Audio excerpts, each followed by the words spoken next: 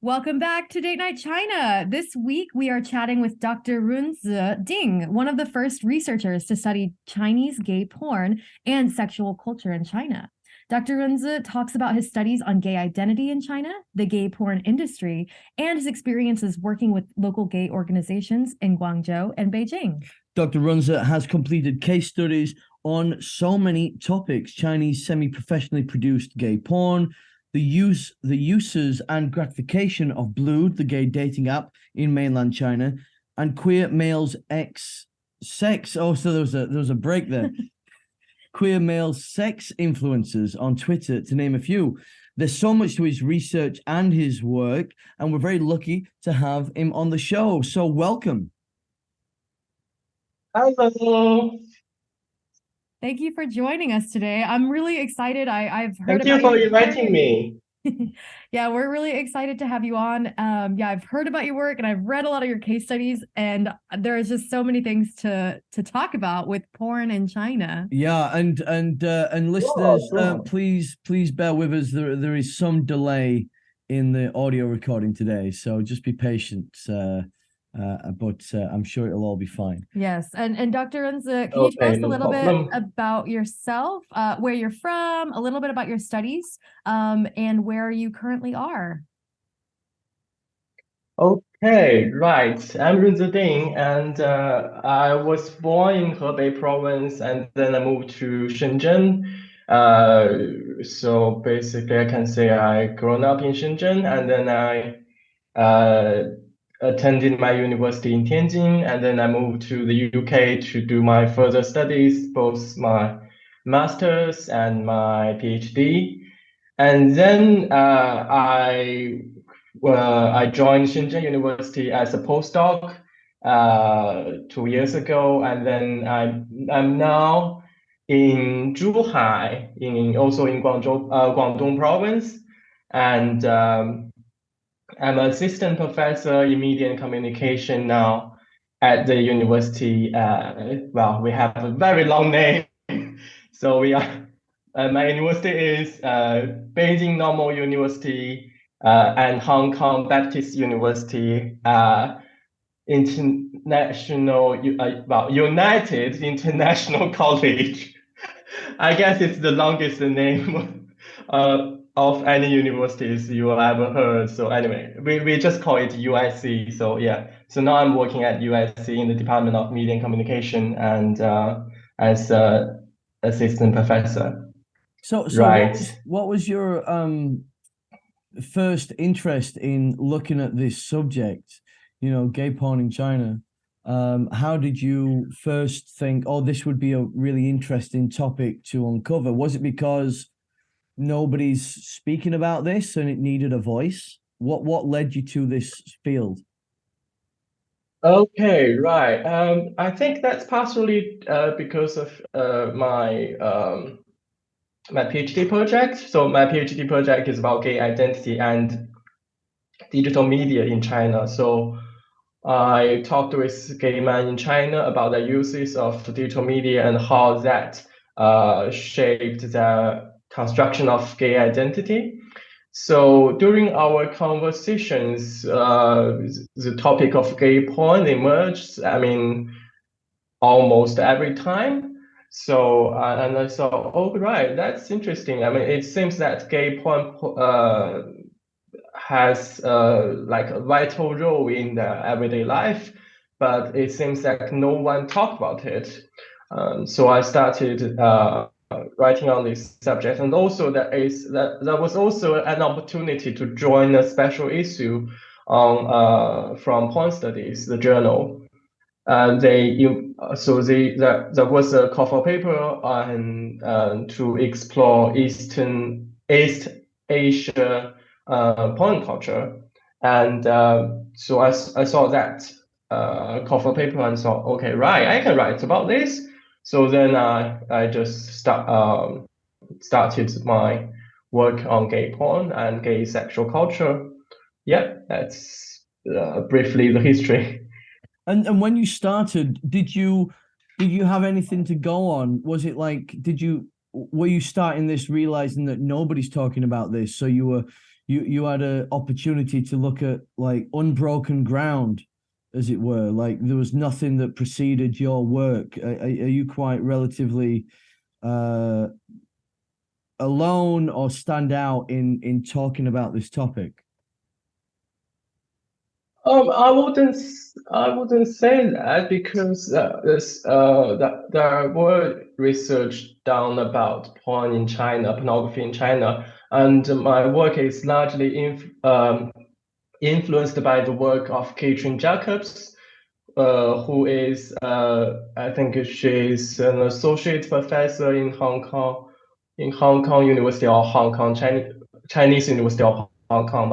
I can't remember now. But anyway, so she has work. She has a book called People's Pornography, which is an exploration or investigation on pornography in China, and that probably is the groundbreaking work in Western academy on this subject, and I think I just followed her step and extended the investigation into gay porn culture or gay sexual life. So yeah. Can you share a bit more with us, like kind of an overview of porn in China? Because all pornography, gay and straight, is illegal here, right? Maybe is that like why maybe not many people are openly investigating and talking about it? Yeah, can you just share a little bit about that? I think that would be a big question a lot of people have, like porn's illegal, right? Yeah, that's true. Porn is illegal, but Chinese individuals has long been able or have long been have been always find a way to access porn. I mean, in the 1990s, well, I mean late 1990s when the internet was introduced to China, and that already provided Chinese people ways to access porn. And also in that age, there are like CDs and DVDs, right? I mean, probably VCDs, right? I don't know which generation were you from, but I mean, that was a period of time people have like tape recorders and things like VCD players, right? So that's that was an industry on this VCD or like videotapes of porn in China, but this all sold privately or circulated privately in China. And afterwards, right, since the internet has been introduced to Chinese people's life, people have always find a way to access porn through internet, right? This early stage, there's like erotic discussion forums, right? So there are like those forums, and then later on, they have this kind of peer-to-peer downloading service also provide a way for people to access porn. Platforms like Kuaibo was launched in 2007, which was a must-have for sex streaming desktop software. And also interestingly, the CEO of Kuaibo was sentenced under Chinese law because of this, because their service provide or facilitate access to sexually explicit material. So I think, yeah, I mean, I don't want to go too far, but I mean, people has always been finding ways to access porn in China. So porn is definitely an important part in people's private life in China, although it's illegal, but it is sort of growing or booming under the censor. And I guess that's what I can say in general about porn in China. Yeah. It's really interesting to hear, I guess, the history and how, yeah, people are still, of course, going to find ways to access it. Can you tell us about this Chinese semi-professionally produced gay porn that you studied? I think, is it called Tu? Yeah, it's called Shitu. Yeah, And so can you tell that us about was that? yeah, okay. Yeah, True is a series of porn videos, presumably produced by a team of gay guys, or maybe not gay guys, but there's no evidence suggesting there's no evidence or any clues of their identities, because as you know, porn is illegal. I mean, the producing porn is also illegal and may face sentences in China. But even though I guess True as the earliest porn series made by Chinese individuals is significant. So this series was was produced around 2010 and then circulated on gay online forums during 2010 and 2013, was about 20 free to access tutorial videos on websites like Xvideos. So yeah, and they were filmed by a team of people, and they produce this type of porn, which I call semi-professional, because why I call it semi-professional, because they are team production, and they have traces of professional produce, right? They're trying to make it professional. But on the other hand, they are not that professional as Western studio pornography videos, because I mean, due to their like lighting and settings, editing skills, and also the way how they portray sex in these videos also makes it different from Western professionally produced studio porn. So yeah. But what has garnered it so much popularity? How has it risen? Is it like been just through peer-to-peer sharing? I guess, you know, it's had to get popular secretly, right? Yes, I think that's all contributed. That's all the contribution of online forums. So in China, there are like several main online forums for gay people. And in those online forums, there will be always a section on pornography or pornography related materials. So people share those materials in the online forums. So in around perhaps 2010, people started to post Chitu videos on those, or links of Chitu videos on those online forums. So it then gained popularity among the gay community in China. For the people who perform in these videos, you said that they have to keep their identity a secret. How do they do that? Do they just Yes. not show their faces? Do they wear maybe different costumes or clothing to cover up who they are?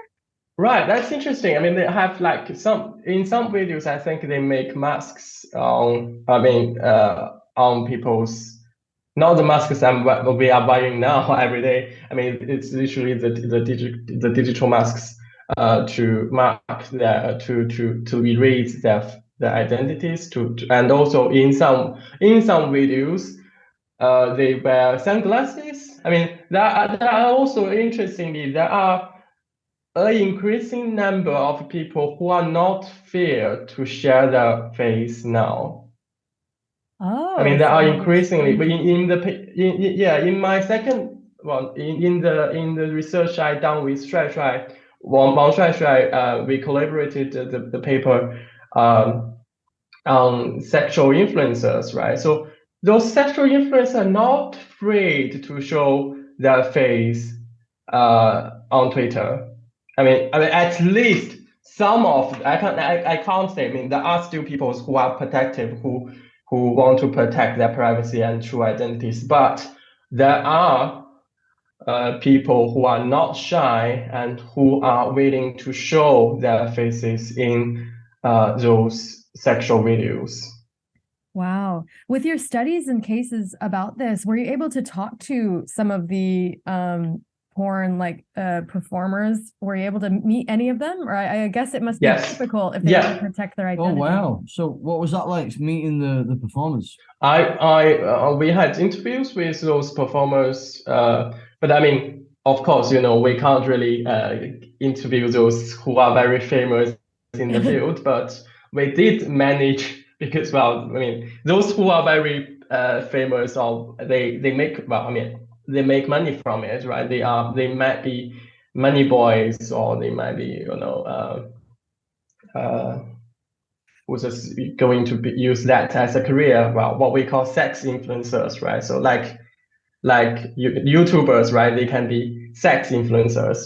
I think most of our interviewees were like the ordinary people, well, who's maybe like civil servants, and also who might be like social media specialists, right? So the most interesting case I remembered is the civil servant who has like probably 500,000 followers now on Twitter, and he posted like mainly photos of himself on Twitter, and for me, I think the idea or the motivation for him to post such pictures wasn't about making money, but about to gain self-confidence, and also to have like different ways to finding or potential dates. So for them, the Twitter for them is like a sex archive or a sex portfolio, right? People can check, and then which may facilitate some offline encounters. But it's interesting how people are using Twitter for that, because that's very popular in the West for people to post just like OnlyFans, sharing videos and things online. And it's interesting that in China they're also using Twitter for this. You also did a study on the China dating app Blued. For Date Night China, we often talk about dating apps, especially like online dating and how people are meeting and interacting. I found it really interesting. You shared and said in your study on Blued, although many users felt hopeless about finding a boyfriend on Blued, they continued using the app to maximize the potential of a relationship. General and negative perceptions towards Blued users have also been observed.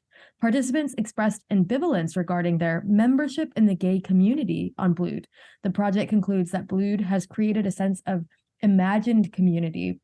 Can you expand a little bit on this sense of the community? So I guess a lot of people are looking for a way to meet people and feel community, but they don't actually find that sometimes. Very few people. I like what happens in the West, right? You have gay clubs, you have LGBT centers, right? You have many physical community base, right, for LGBT people in the West. But although we have those LGBT centers, right, like HIV testing services, or like grassroots organizations such as that, they do not attract a large amount of people to attend their activities. So for the majority of Chinese, or for many Chinese gay men, they don't actually go to the physical community centers or community events or something like that, right? I mean, official organizations or things like that. So for them, the most convenient way to engage people or to interact or to socialize with gay individuals is through dating apps, right? So then, in this sense, dating apps created an imagined community, right? So you can scroll on your cell phone and see what are the people surrounding you, right? So you get the sense there are many gay people around you, and you can chat with them, right? You can socialize with them. So in this sense, right, these apps, they created a sense of imagined community. But why I say it is a ambivalent relationship is because, especially on Blues, many of my participants, they find Blues is mostly used for hookup and for casual sex, right? And for those who are interested in developing long-term relationships or trying to find a boyfriend, they get annoyed or they get, disappointed by the atmosphere on Blued. So is it so just to clarify, I mean, there are people, I mean, community is quite a broad term. Is it more the sense that the members that use it, they don't feel like they are a part of community because they've got that individualistic need, like they are going on there for like they'll use it for hookups or casual encounters. There might be a broader sense that, oh, I hope I find a boyfriend or a partner, but there's no real community cohesion. Like that being a part of Blue doesn't make them feel a part of a community. Yeah, but the idea of solidarity or what the general sense of community, I think it's also related to how people perceive gay identity in China. And this is largely different from what the understanding of in the Western context. I think for Chinese people, they generally take like non-confrontational approach to their identity, which they trying to obey like the what you call in Chinese we call it 孝道, right? It's like you should obey your parents, right? So they're trying to not confront all these cultural norms in China, right? But meanwhile, they want to keep this. They want to keep their gay sexual life or gay lifestyle in general. So in this way, so being gay or having this gay identity is it's a latent identity. And also for them, it's largely become a private issue.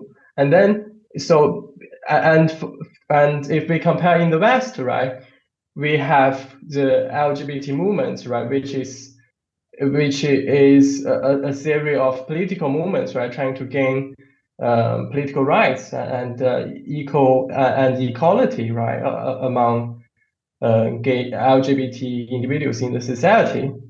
But that's not happening in China. And also people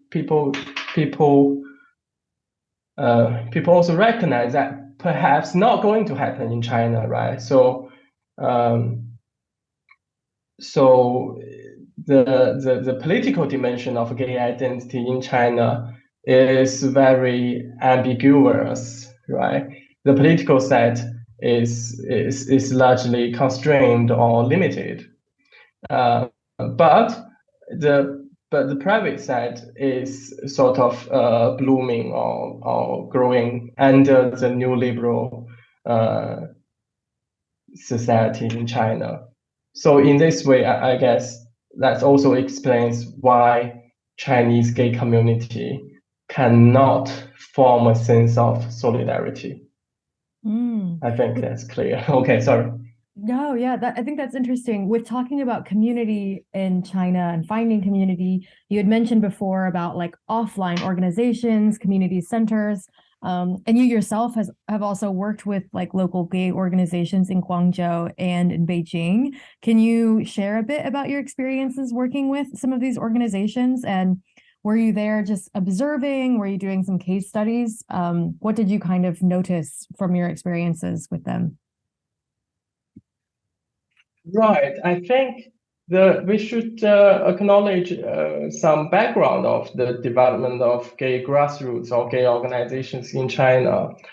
So those organizations were generally extinguished in in the early 2000s, or probably around the 2000 mark, under the title of HIV prevention.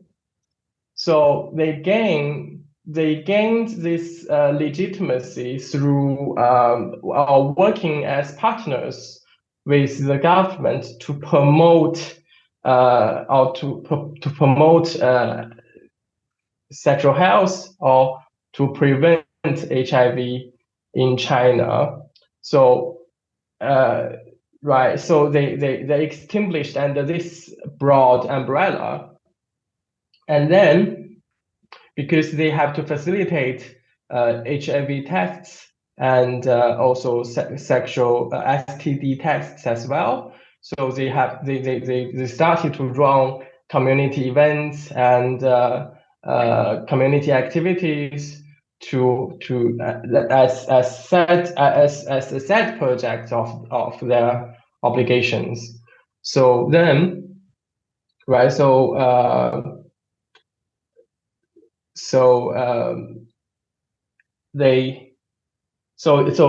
this boosts a sort of a local community engagement in at least in the major cities in China, and this in those activities they